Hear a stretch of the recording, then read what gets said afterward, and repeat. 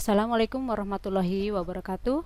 Marilah anak-anakku kita lanjutkan materi fisika ini dengan pembahasan soal PTS fisika. Setelah kita membahas soal PTS fisika, maka materi untuk gaya kolom dan kuat medan listrik ini selesai.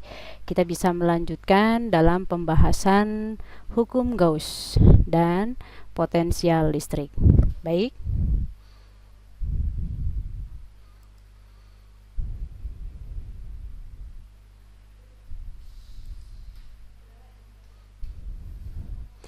Kenapa kita di sini perlu pembahasan soal PTS fisika? Kalian sudah kelas 12, ini untuk memantapkan pelajaran-pelajaran fisika dan persiapan ujian-ujian kalian ke depan.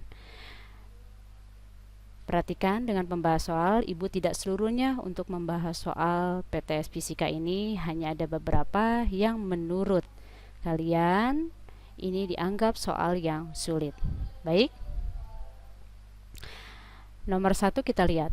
Berikut ini yang bukan gejala listrik statis, kita sudah tahu ya bahwa jawabannya adalah kedua telapak tangan terasa panas setelah saling digosokkan.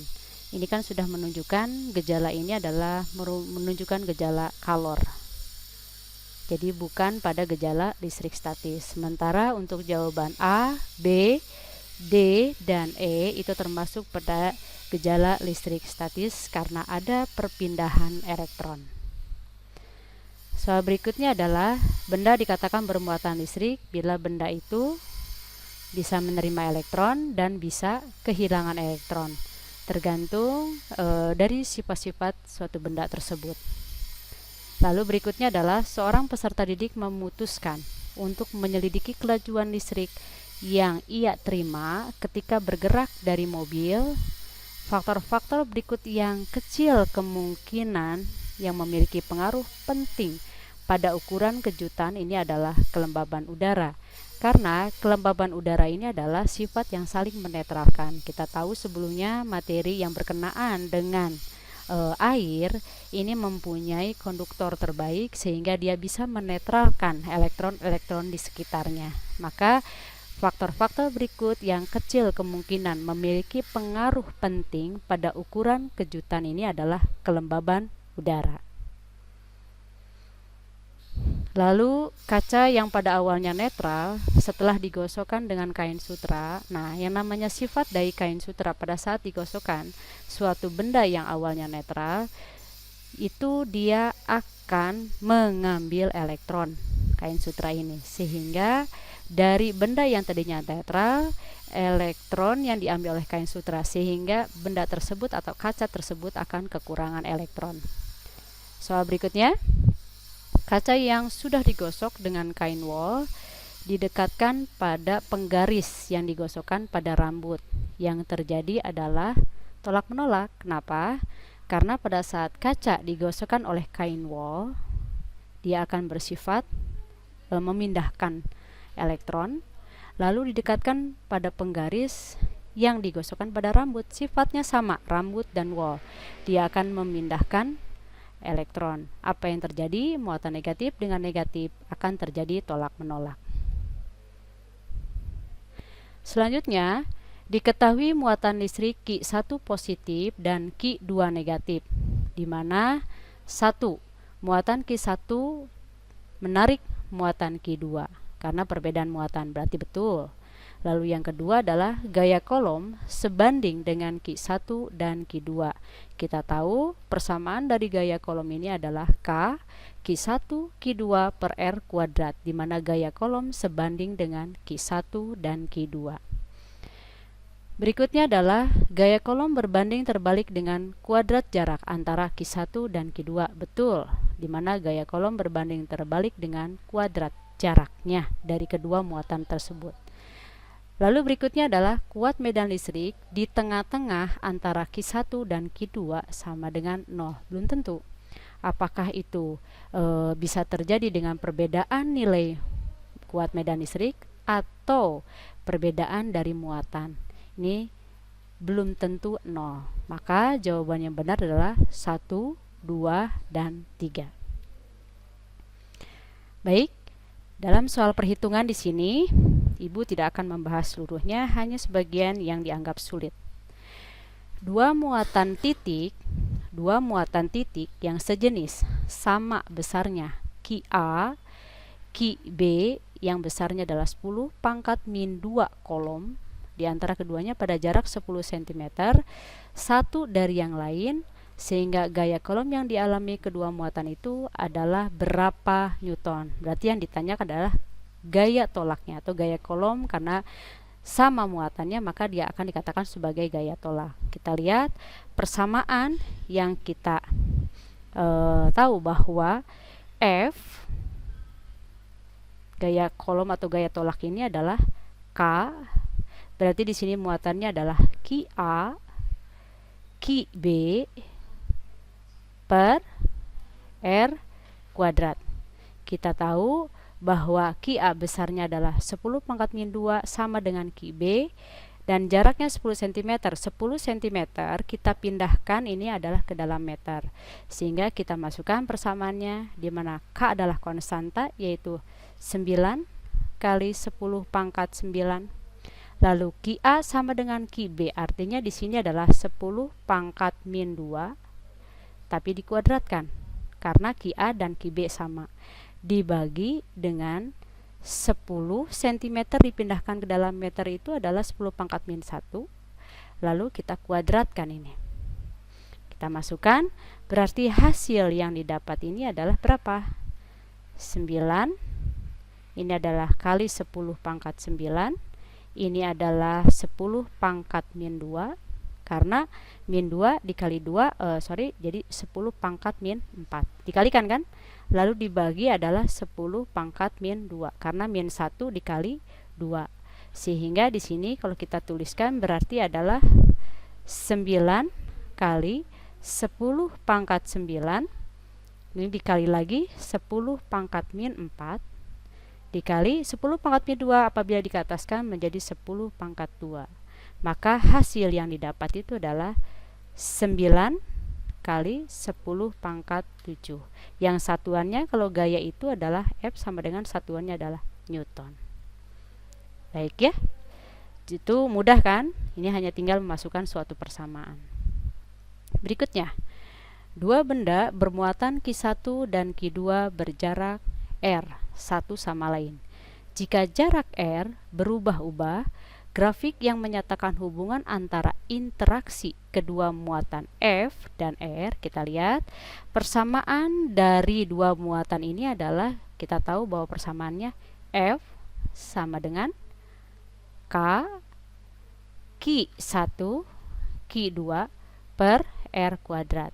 Tetapi karena di dalam suatu grafik ini dinyatakan hubungan antara F dan R, maka kita lihat bahwa F dia berbanding terbalik dengan kuadrat jarak.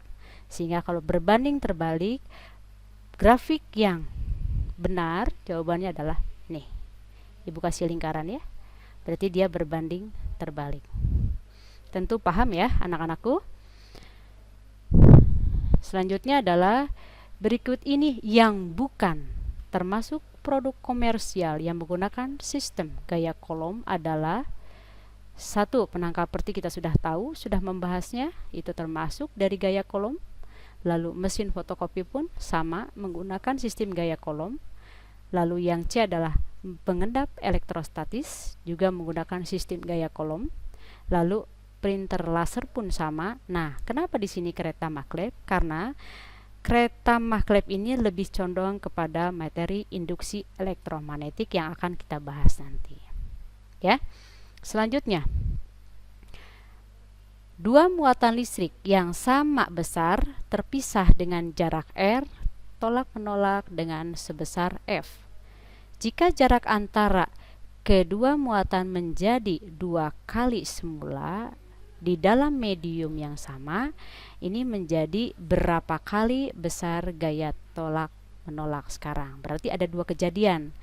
Kejadian yang pertama adalah bahwa F sama dengan K, karena kedua muatannya itu adalah sama, maka di sini Ki kuadrat per R kuadrat. Itu ya untuk gaya kolom. kejadian yang kedua berarti kita kasih nama ini adalah F aksen. F aksen di sini berarti K-nya tetap sama di dalam suatu medium yang sama. Lalu di sini muatannya pun sama, tidak berubah, yaitu Q kuadrat. Yang berbeda itu adalah jaraknya menjadi 2 kali. Jarak menjadi 2 kali semula. Artinya di sini bahwa R aksen itu menjadi 2 kali semula. Jadi kalau kita masukkan, kalau ini adalah R aksen, maka F aksen sama dengan K Q kuadrat. Kita pindahkan ya ke halaman berikutnya, bahwa F aksen sama dengan tadi adalah K, tetap ya, Q kuadrat. Lalu ini menjadi, kalau kita lihat sebelumnya, R aksen itu adalah 2R, di mana R aksen, ini kan R aksen, kita masukkan berarti adalah K Q kuadrat per, ini sama dengan 2R tapi dikuadratkan.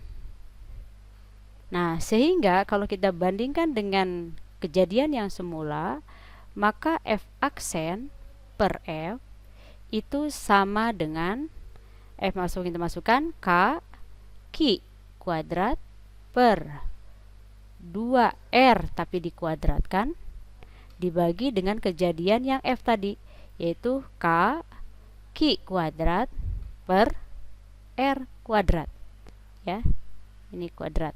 Sehingga kita lihat persamaannya menjadi ini habis, yang ini habis, yaitu persamaan menjadi R kuadrat per yang ini adalah 4R kuadrat, habis.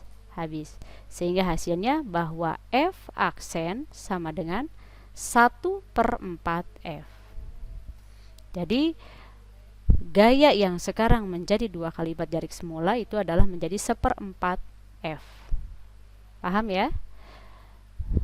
Nah, selanjutnya, dua muatan listrik mempunyai nilai 0,2 mikrocoulomb diletakkan di titik B. Kita lihat di titik B dan C.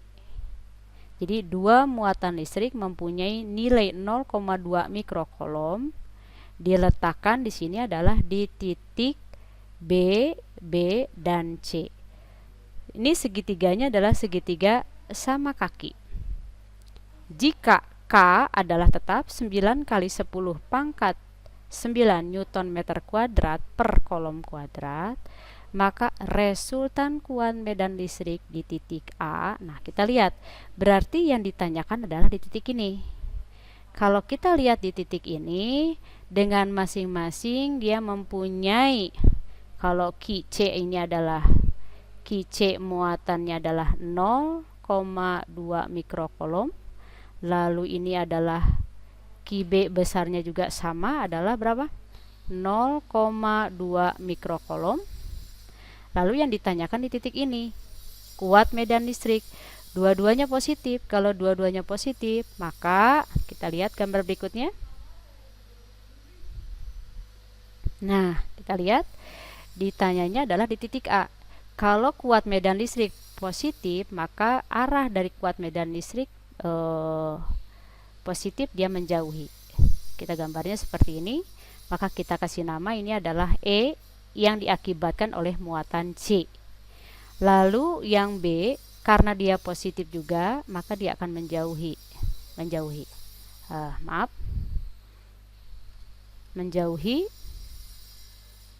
Nah, ini menjauhi seperti ini, ya.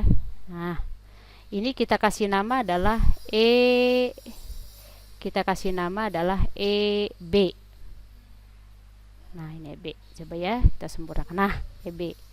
Antara EB, EC ini berapa derajat sudutnya? Karena kita lihat di sini kalau ini adalah 45, jumlah seluruh segitiga itu harus 180. 180 dikurangi 45 dikurangi 45, maka sisanya itu adalah dia membentuk sudut berapa? 90 derajat. Maka berseberangan. Sudut yang di titik A ini memiliki sudut 90 derajat. Sehingga kita lihat di sini kalau 90 derajat, maka persamaannya untuk E di titik A ini akan menghasilkan, langsung aja kalau 90 derajat berarti E ini adalah B kuadrat ditambah dengan E C kuadrat. Ya, karena membentuk sudut 90 derajat. Nih, ini persamaannya adalah persamaan vektor. Jadi cos 90 0, maka yang dihasilkan persamaan adalah di titik A adalah seperti ini. Tapi kita harus mencari dulu bahwa persamaan dari EB watt medan listrik di titik B ini berarti adalah K, Q-nya adalah QB yang besarnya tadi 0,2 mikrokolom, artinya 2 kali 10 pangkat min 6 dibagi dengan jarak di antara keduanya adalah 30 kali 10 pangkat min 2 tapi dikuadratkan. Nah, itu. Sehingga di sini hasilnya untuk EB kita masukkan. Berapa sih besarnya? 9 kali 10 pangkat 9. Lalu ini adalah 0,2, pindahkan ke kolom 10 pangkat min 6. Lalu ini kita bagikan dengan berapa? 30 dikuadratkan. Berarti ini adalah 900 kali 10 pangkat min 4. Gitu ya. Lalu kita lihat di sini sekarang dikuadratkan, maka E B sama dengan, kita pindahkan, ini adalah 9 kita sederhanakan kali 10 pangkat 9, ini 2 aja kali 10 pangkat min 7 gitu ya. Lalu ini dibagi menjadi 9 aja kali 10 pangkat berapa ini? Min 2 berarti kan? Gitu ya. Sederhanakan, maka hasilnya di sini bahwa E B sama dengan 9 dikali 2 adalah 18. Nah, di sini adalah 10. 9 dengan 7-nya berapa ini? Ini kan dibagi 2 nih. Ini dibagi 9 ya. Ini pindahkan semua. Ini 9, lalu di sini berapa? 10 pangkat min 7, lalu 10 pangkat min 2 kita pindahkan juga ke atas, jadi 10 pangkat berapa? 10 pangkat 2 yang tadinya negatif. Jadi hasilnya dari EB itu adalah 2 kali 10 pangkat berapa?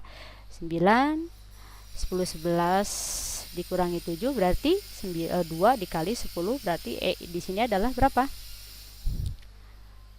Hasilnya adalah, maaf ini, maka E B akan sama dengan EC yang sama besarnya adalah 2 kali 10 pangkat 4 ya.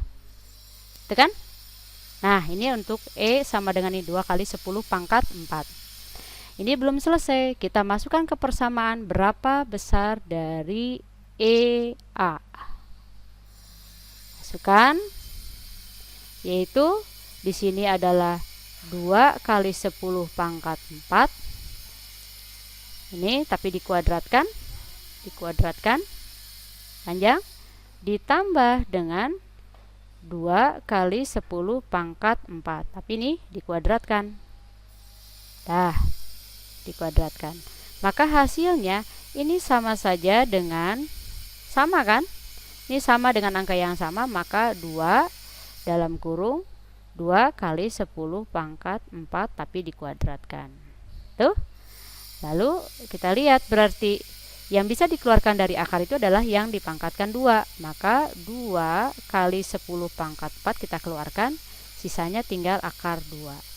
Kita sederhanakan, berarti jawabannya adalah 2 akar 2 kali 10 pangkat 4 Newton per kolom.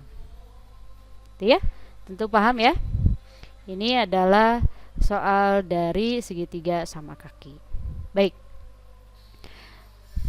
Selanjutnya, 2 muatan diletakkan seperti pada gambar berikut ini. agar kuat medan di titik P ini adalah 18 Ki per A kuadrat, maka Ki1 harus bernilai berapa? Nah, kita tahu di sini bahwa agar kuat medan di titik P, berarti di titik P itu adalah posisinya di sini. Supaya di sini mempunyai nilai 18 Ki per A kuadrat, maka Ki1 yang di dalam soal ini berapa besarnya? Supaya nilai di kuat medan listrik di titik P itu adalah sebesar 18 Ki per A kuadrat. Berarti kita tentukan dulu gambarnya. Kalau kita tentukan gambar terlebih dahulu, di mana Ki1 dia bermuatan positif, nih, yang Ki2 dia lihat bermuatan negatif. Maka sesuai dengan aturan hukum kuat medan listrik di sini, bahwa yang bermuatan positif ini adalah selalu menjauhi muatan tersebut. Berarti kita kasih nama di sini adalah E1. Sementara yang bermuatan negatif mendekati, maka kita gambarkan ini adalah menjadi E2. Tuh. Nah, menjadi E2. Sehingga kita lihat, berarti gambar di seputar ini E1 arahnya adalah ke kanan dari hadapan ibu ya. Lalu E2 itu adalah ke kiri, maka ini berlawanan arah. Sesuai dengan aturan vektor bahwa E di titik P karena berlawanan arah, maka tanda mutlak di sini adalah E2 dikurangi E1. Tanda mutlak ini artinya adalah selalu nilai yang besar dikurangi nilai yang kecil. Apabila E1-nya lebih besar, maka mempunyai persamaan E1 dikurangi E2. Tetapi apabila E2-nya lebih besar, maka E2 dikurangi E1.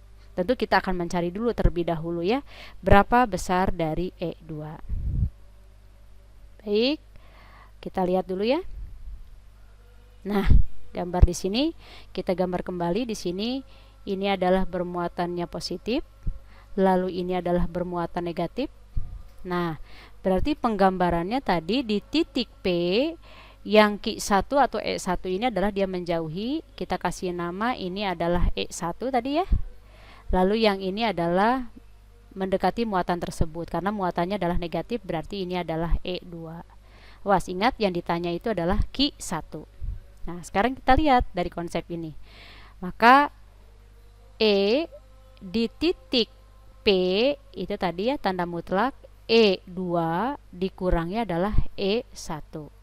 Nah, sekarang kita cari dulu berapa sih besar dari E2. E2 mempunyai persamaan K, Ki-nya adalah E2 itu adalah Ki-nya adalah negatif Ki, gitu. Nah, tetapi karena di sini kita sudah menentukan arahnya, maka kita tidak perlu ini ya, tidak perlu sebentar.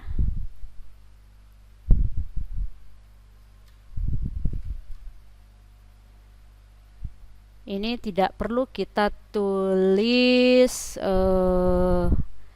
negatif karena kita sudah menentukan tadi ya. Baik, kita lanjutkan.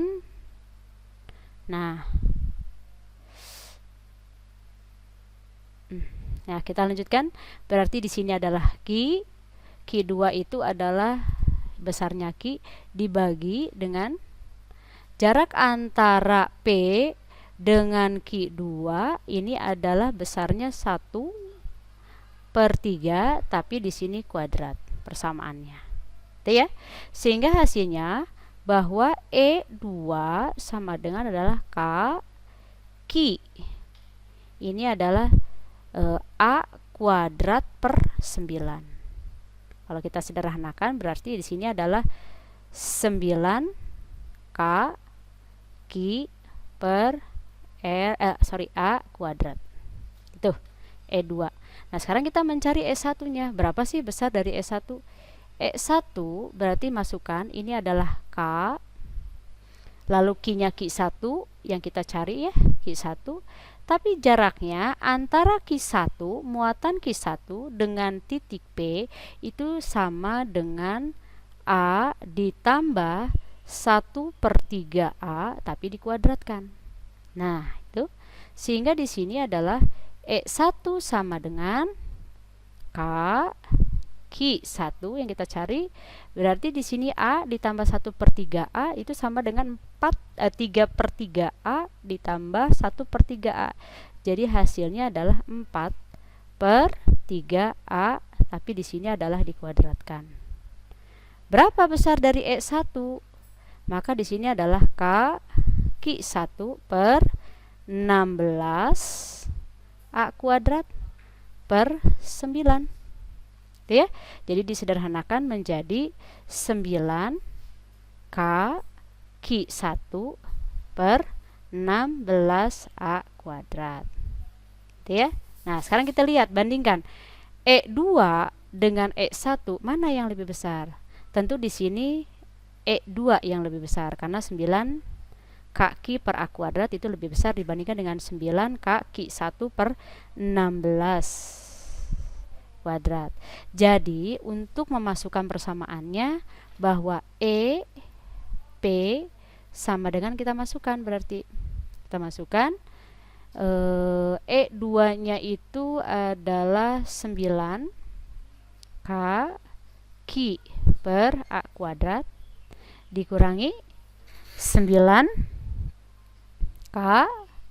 Q1 per 16 A kuadrat, gitu ya. Nah, itu. Sementara EP nya sendiri adalah berapa besarnya tadi? Kita lihat ya. EP itu memiliki besar 18 Q per A kuadrat. Oke. Berarti EP nya adalah 18 Q besar ya, tentunya Q besar per Q per A kuadrat ya. Coba kita ulangi lagi, takut salah. Oke, betul. Bahwa di sini 18 Q per A kuadrat sama dengan 9 Q per A kuadrat. Gitu. Dikurangi di sini adalah 9 Q1, ini Q1 ya. Q1 per 16 A kuadrat. Gitu ya. Nah, sekarang kejaran kita adalah berapa sih besar Q1-nya? Kita keluarkan dari jalur. Berarti di sini adalah 9 Q1 per 16 A kuadrat sama dengan ini 9 Q per A kuadrat. Nah, ini dikurangi juga, yaitu apa? 18 Q per A kuadrat. Itu. Sehingga hasilnya ini adalah ini tetap 9 Q1 per 16 A kuadrat sama dengan ini 9 dikurangi 18 negatif ya. Berarti negatif 9 Q per A kuadrat. Ada yang bisa dicoret, maka di sini K-nya kita coret. 9 juga kita coret, gitu ya. Berarti sekarang A kuadratnya juga kita coret. Berarti berapa sih besar dari Q1? Q1 memiliki besar negatif 16 Q. Nah, itu anak-anakku ya. Itu paham ya. Jadi tolong ditelaah lagi untuk soal yang ini. Berikutnya. Pada gambar di bawah ini tampak sebuah bola kecil bermassa M dengan muatan Q. Tergantung pada benang halus di dalam suatu dia tergantung pada benang halus di dalam suatu daerah yang kuat medan listriknya adalah E. Lalu benang halus membentuk sudut theta terhadap vertikal. Dalam gambar sudah ditentukan.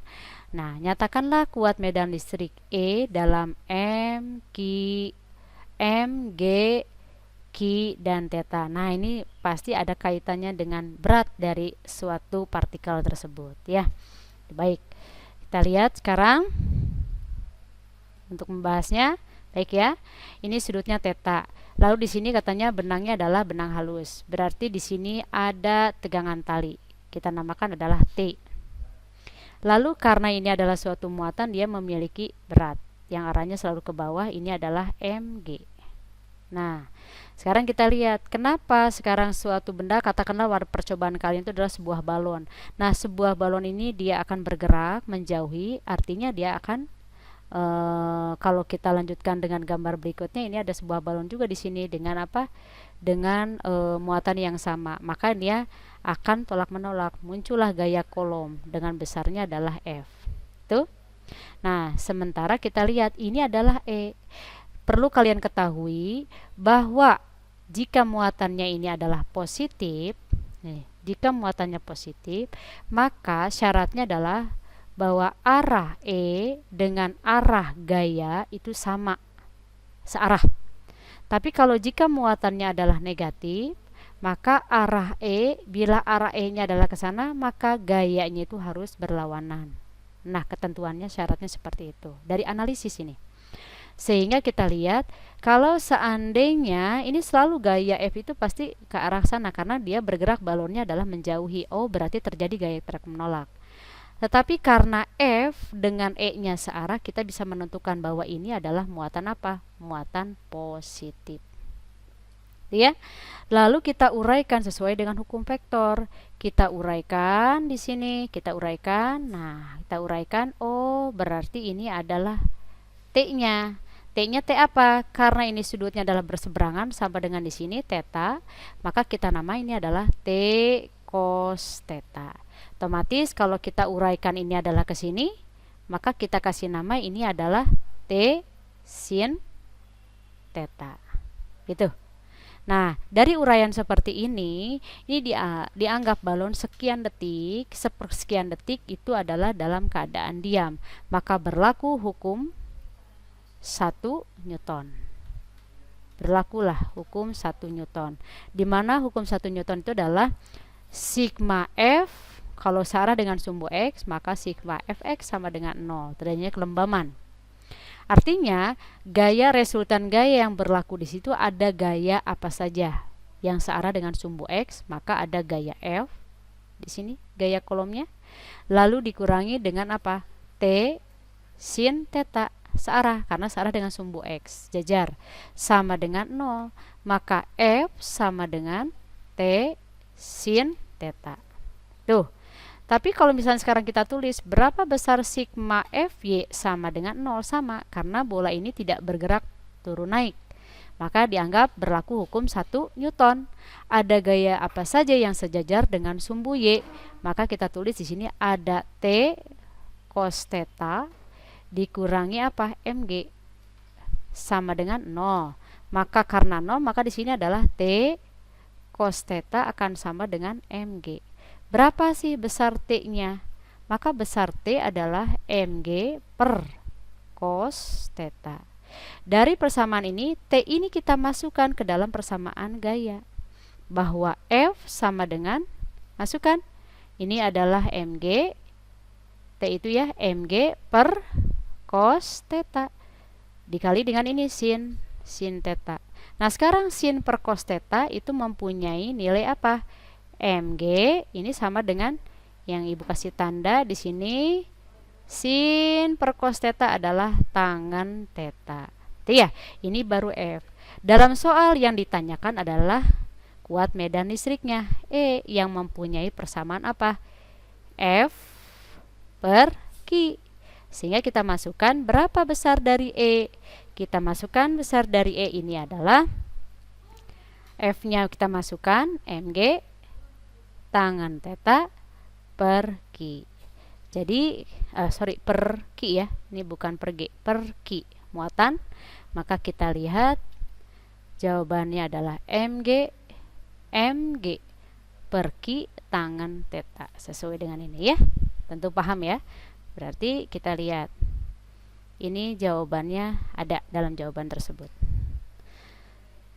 Selanjutnya, nah ini sudah dibahas, jadi tentu tidak usah lagi kita bahas untuk mengefektifkan waktu. Nah, berikutnya, ini sebetulnya sudah dibahas tetapi masih banyak yang salah. Kita lihat ini ya, muatan listrik, di mana muatan listrik diketahui muatannya Q1 adalah 10 mikrokolom, Q2 adalah 20 mikrokolom, Q3 terpisah seperti pada gambar berikut. Agar gaya kolomnya bekerja di muatan Q2 sama dengan 0, maka yang ditanya adalah di sini agar yang Q2 ini adalah sama dengan 0 gaya kolomnya. Lalu berapa besar dari Q3? Nah, sekarang kita lihat. Ini Q1 bermuatan positif. Q2 juga bermuatan positif. Q3 bermuatan positif.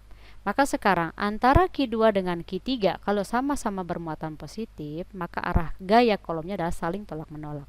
Jadi kalau Ibu gambarkan di sini, maka Ibu gambarkan ini menjadi F-nya itu adalah F2 muatan 2 akibat dari muatan 3. Nolak ya. Lalu yang ini antara Q1 dengan Q2 sama, karena positif dengan positif terjadi adanya tolak menolak. Kita kasih nama ini adalah F21. Berlawanan arah. Kalau berlawanan arah, maka di sini akan bisa saja sama dengan 0 di muatan Q2. Maka kita tulis di sini bahwa F yang terjadi di 2 itu adalah tanda mutlak yang tadi ya, F23 dikurangi dengan F21. Gitu kan ya? Nah, sekarang kita lihat dari persamaan F23 dengan F21. Kita lihat dulu berapa besar dari F23. Kita masukkan berarti K. Q2-nya itu adalah berapa? Q2-nya adalah berapa itu? Q2-nya adalah 20 mikrokolom, berarti 20 kali 10 pangkat min 6. Kita tulis saja dulu inilah Q2, berarti ini adalah Q3. Itu ya.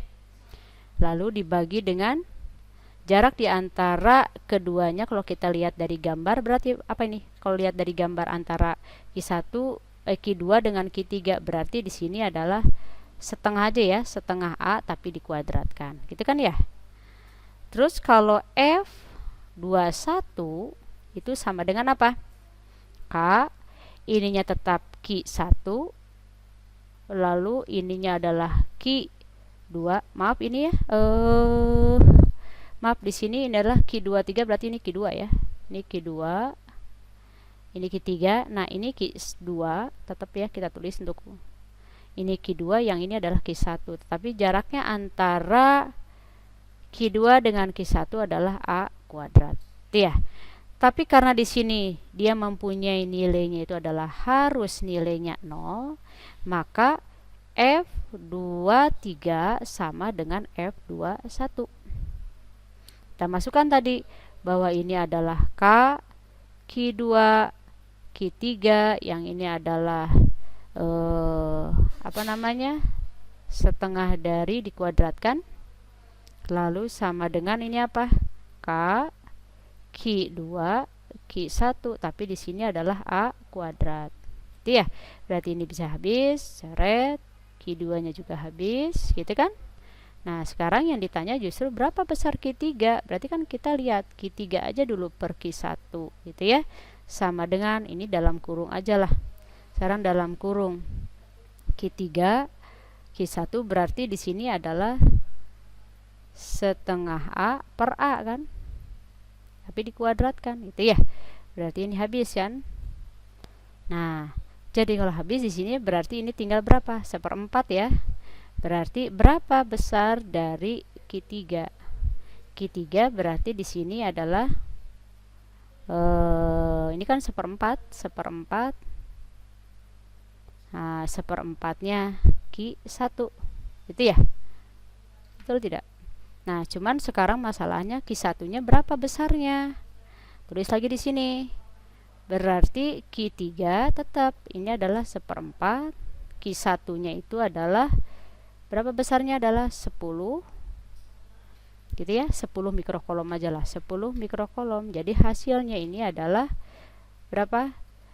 10 dibagi 4 kan, berarti 2,5 mikrokolom. Ini harus plus. Kenapa? Karena di sini Q3 ini adalah bermuatan apa? Positif. Jadi jawabannya adalah A, yaitu plus 2,5 mikrokolom. Ya, tentu paham ya. Lalu berikutnya adalah kuat medan listrik yang ditimbulkan oleh muatan listrik pada sebuah titik yang bergantung kepada, kita lihat kuat medan listrik itu mempunyai persamaan apa? Dilihat dari besarnya muatan, iya. Jaraknya muatan, iya. Jenisnya muatan, iya. Jenis medium, antar muatan titik, pernyataan yang benar tentu semua. Karena kuat medan listrik itu mempunyai persamaan adalah E per Q. Itu ya, ini muatan uji. Maka di sini F-nya itu adalah apa? K Q per Q aksen dibagi dengan R kuadrat gitu ya. Nah, ini F-nya, lalu dibagi lagi Q. Berarti ini muatan uji kita coret ya. Maka persamaannya adalah K Q aksen per R kuadrat. Jadi kalau kita lihat berapa besarnya muatan, dia bergantung kepada besarnya muatan, jarak muatan, lalu jenisnya positif negatifnya, lalu jenis mediumnya dilihat dari ini K-nya. Ya, tentu mudah ya. Berikutnya adalah perhatikan diagram garis-garis medan listrik di bawah ini. Mana pernyataan yang benar? Muatan di titik A haruslah positif, sementara di titik B bermuatan negatif. Nah, kita lihat sekarang, lihat dulu gambarnya. Nih, perhatikan garis-garis. Ini muatan positif, A, kita tahu muatannya apa, tidak tahu nih. Ini muatannya juga tidak tahu. Nah, kita tentukan bahwa garis-garis kuat medan listrik gerakannya tuh selalu muatannya itu adalah dari positif ke negatif. Berarti kita bisa menentukan, oh, ini adalah apa namanya, muatannya itu adalah selalu muatannya dari muatan muatan A. Nah, ini ya, kita lihat ini, kenapa muatan A itu harus adalah negatif? Karena dari positif ke negatif kan. Nih, positif ke negatif. Berarti kita bisa menebak di sini ini adalah muatan positif, yang ini adalah muatan negatif. Karena arah dari garis-garis kuat medan itu dari positif ke negatif. Nah, sekarang kita menentukan mana yang lebih kuat. Jumlah garis-garis kuat medan listrik mana yang lebih besar? Kalau kita lihat di titik A, muatan di titik A ini hanya 1, 2, 3, 4, 5, 6, 7, 8, 9, 10. Sementara di titik B, 1, 2, 3, 4, 5, 6, 7, 8, 9, 10, 11, 12, 13, 14, 15. Maka kuat medan listrik di titik B dia akan lebih besar dari kuat medan listrik di titik A. Maka jawabannya adalah muatan di A haruslah negatif, sementara di B bermuatan harus positif, di mana dengan kuat medan listrik A ini lebih kecil dibandingkan A. Ya, tentu paham ya. Nah, ini mudah tentu ya, tidak usah dilanjutkan, ini mudah sekali ya. Hanya kita tinggal memasukkan bahwa besar dari E kuat medan listrik itu adalah F per muatan uji kan. Nah, itu ya. Tetapi di sini E-nya dinyatakan dengan apa? X gitu ya. Masukkan F per Q. Gitu. Yang ditanyakan adalah F. Kita masukkan yaitu X dikali dengan Q. Masukkan saja. Berarti masukkan angka-angkanya. X itu adalah kuat medan listrik 0,7 Newton per kolom, Q-nya adalah muatan yang besarnya 0,35. Sehingga hasil yang didapat adalah ini, ya. Berikutnya, nah ini dua muatan titik Q1 yaitu besarnya 9 kali 10 pangkat min 7 kolom. Dan Q2 sama dengan min 4 kali 10 pangkat min 7 kolom. Berada di udara pada jarak 1 meter satu sama lain. Tentukan letak titik yang kuat medannya 0 dari Q2. Jadi kita gambarkan dulu di sini. Tentukan letak kuat. Nah, ini ya. Ini ada dua muatan di sini, dua muatan. Muatan Q1 itu ya besarnya ada 9 kali 10 pangkat min 7. Muatan ini adalah Q2 yang besarnya berapa? Negatif 4. Berarti kan ini adalah muatan positif, yang ini adalah, nah ini muatan positif, yang ini adalah muatan negatif. Sekarang berada di udara pada jarak 1 meter satu sama lain. Nah, tentukan letak titik kuat medan yang 0 dari Q2. Berarti di sini kan posisinya. Karena apa? Kita lihat ini triknya ya. Q1 dengan Q2, kalau kita tidak melihat tanda negatifnya, itu hanya menyatakan sifat dari muatan. Maka yang lebih besar itu adalah Q1 kan dibandingkan dengan Q2. Maka kita simpan di posisi yang lebih kecil. Nah, ini kita namakanlah, misalkan ini adalah titik P. Maka kita tentukan berapa kuat medan listriknya, untuk kemana arahnya kuat medan listrik pada Q1. Karena positif, dia arahnya kemana? Keluar. Kita kasih nama ini adalah apa? E1. Jarak dari Q1 dengan Q2 diketahui adalah 1 meter. Tapi dari Q2 ke titik P kita tidak tahu, makanya kita kasih nama adalah X. Tuh. Selanjutnya, kalau ini muatannya negatif, maka dia mendekati arahnya. Nah, mendekati arahnya. Mendekati ya. Berarti di sini kita kasih nama ini adalah E2. Nah, seperti biasa, berarti ini secara vektor berlawanan arah. Kalau secara vektor berlawanan arah, maka kita lihat E di titik P itu tanda mutlak. Gitu kan ya? E2 dikurangi E1. Itu kan? Tapi ini nilainya mempunyai nilai 0 katanya. Nah, kalau ini 0 berarti ini 0. Yang ini adalah E2 dikurangi E1. Maka besar dari E2 sama dengan E1. Itu ya. Nah, kita masukkan berarti E2 punya persamaan K. Q2 berapa besarnya? Q2 itu besarnya adalah 4. Kita masukkan, jangan dimasukkan tanda negatifnya karena kita sudah menentukan arahnya. Jadi 4 dikali 10 pangkat berapa? Min 7 kolom. Nah, udah gitu dibagi dengan apa? Jarak antara jarak antara Q2 dengan P itu adalah X kuadrat. Jadi kita masukkan ini adalah X kuadrat. Sama besarnya dengan K. Nah, Q1 yang mana? Q1 itu berarti 9 kali 10 pangkat min 7 kolom. Dibagi, nah sekarang kita lihat jarak antara Q1 sampai dengan E itu sama dengan 1 ditambah X, tapi dikuadratkan. Tuh. Sehingga dari hasil ini ada yang bisa dicoret, yaitu ya K-nya kita coret, gitu kan ya. Nah, 10 pangkat 7-nya juga kita coret, 10 pangkat min 7-nya. Sehingga persamaannya dapat menjadi, sini, sudahlah kita mudahkan saja, berarti di sini 1 ditambah X dibagi dengan X, boleh ya dikuadratkannya di sini. Sama dengan ini tinggal 9 dibagi dengan 4. Supaya ini adalah kuadratnya hilang, menjadi 1 ditambah X per X sama dengan menjadi akar dari 9 per 4. Nah, hasilnya berarti kan 1 ditambah X sama dengan per X ya, per X ini berarti berapa? 3 per 2. Tuh. Nah, sekarang kita lihat, berarti kalau Ibu lanjutkan lagi ke sini ya. Nah, 1 ditambah X sama dengan, berarti ini adalah 3 per 2X. Itu ya.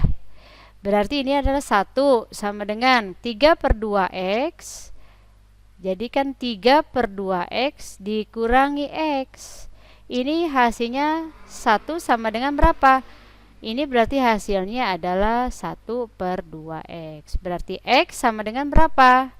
2 meter. Nah, ini jawabannya. Ya? Paham ya? Ibu harapkan kalian paham. Nah, soal yang terakhir. Kita lihat. 2 partikel bermuatan diletakkan pada segitiga sudut siku-siku seperti pada gambar berikut ini ya. Nah, besar kuat medan listrik di titik P adalah, nah sekarang kalau kita lihat gambarnya, berarti kalau di titik P arahnya itu adalah, kalau ini positif berarti arahnya adalah menjauh, gitu kan ya, menjauh. Kita kasih nama berarti ini adalah E tapi punya yang 3 Q, gitu kan. Sekarang ini adalah dia juga menjauh. Menjauh berarti kita punya adalah titik E yang punya 4 Q. Gitu kan ya? Nah, berarti dia membentuk berapa derajat? 90 derajat. Jadi kita permudah lagi ya di sini ya. Kita gambar kembali.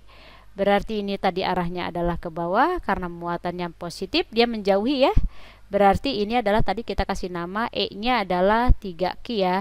Lalu yang ini dia menjauh ke sini. Oke, berarti ini adalah E4Q. Gitu kan ya? Nah, sekarang pembentukan sudutnya itu adalah jajaran yang di sini ini harus sejajar dengan ini juga harus sejajar dengan ini, maka kita tarik, oh ini dia E di titik P. Tuh. Berarti kita masukkan E di titik P gitu ya, sama dengan, nah karena sudutnya 90 berarti akar dari E yang tadi 4Q tadi ya, 4Q tapi dikuadratkan ditambah dengan E yang punya 3Q tapi dikuadratkan. Berarti kita masukkan E di titik P sama dengan, masukkan di sini angka-angkanya, E4Q itu berarti apa? Tadi dari apa?